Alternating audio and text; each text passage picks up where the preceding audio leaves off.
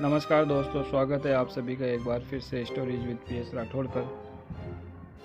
आज हम सुनेंगे एक छोटी सी शिक्षाप्रद कहानी। तो आइए करते हैं कहानी की शुरुआत। कहानी है आलसी व्यक्ति की। एक बार की बात है, एक गांव में एक धनी व्यक्ति रहता था। उसके पास पैसे की कोई कमी नहीं थी, लेकिन वह बहुत ज़्यादा आलसी था। अपने सारे काम नौकरों से ही करवाता था और खुद सारे दिन सोता रहता था या अय्याशी करता था।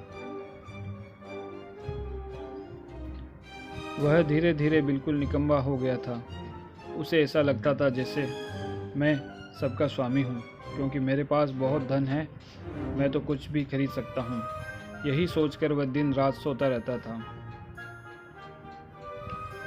लेकिन कहा जाता है कि बुरी सोच का बुरा नतीजा होता है।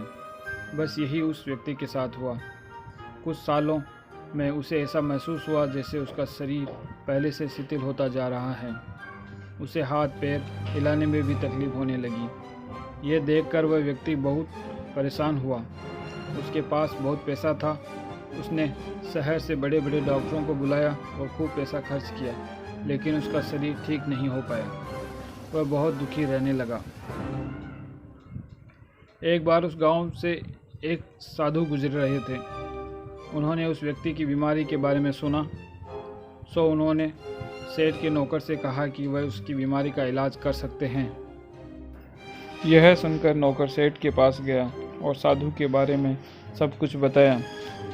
अब सेठ ने तुरंत साधु को अपने यहाँ बुलवाया, लेकिन साधु ने कहा कि वह सेठ के पास नहीं आएंगे। अगर सेठ को ठीक होना है तो वह स्वयं यहाँ चल कर आए। सेठ बहुत परेशान हो गया, क्योंकि वह असहाय था और चल फिर नहीं पाता था। लेकिन जब साधु आने को तैयार नहीं हुए तो हिम्मत करके बड़ी मुश्किल से साधु से मिलने पहुंचा, पर साधु वहां नहीं थे। सेठ दुखी मन से वापस आ गया। अब तो रोजाना का यही नियम हो गया। साधु रोज उसे बुलाते, लेकिन जब सेठ आता तो कोई मिलता ही नहीं था। ऐसा करते करते 3 महीने गुजर गए। अब सेठ को लगने लगा जैसे वह ठीक होता जा रहा है। उसके हाथ पैर धीरे धीरे काम करने लगे हैं। अब सेठ की समझ में सारी बात आ गई कि साधु रोज उससे क्यों नहीं मिलते थे।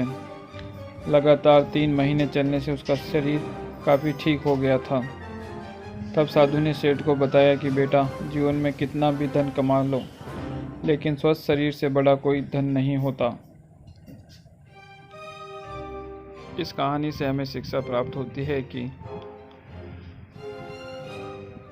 यही बात हमारे दैनिक जीवन पर भी लागू होती है।